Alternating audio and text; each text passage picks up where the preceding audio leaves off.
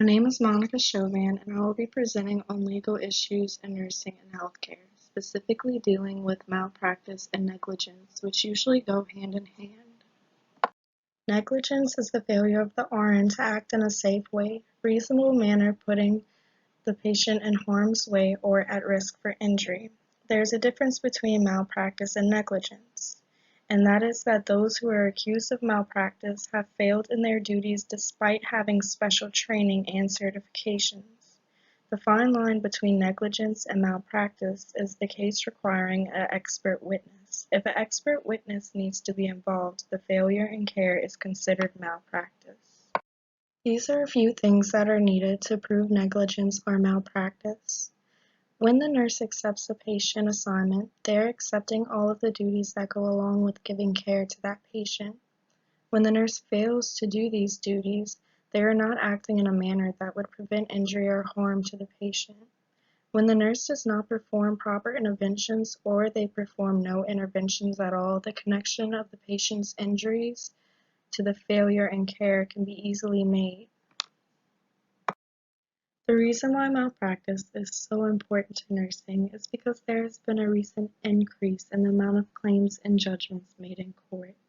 Reasons for claims include failure to communicate, medication errors, charting by exception, nursing fatigue, and incident reports. Failure to communicate is one of the top issues, whether that be communicating patient status with colleagues, charge nurses, physicians, or the patients themselves.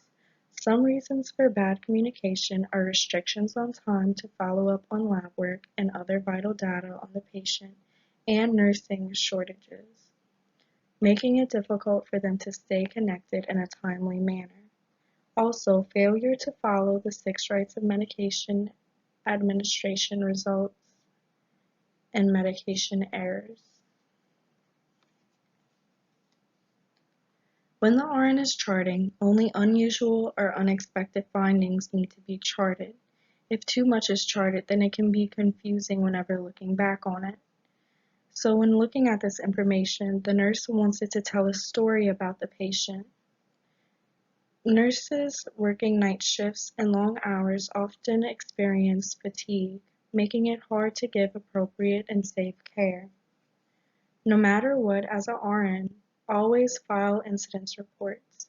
Most of the time, suits of malpractice aren't filed till years later, making it harder to remember specific details of the incident. Filing a report after the incident has happened makes things more accurate and easily to remember.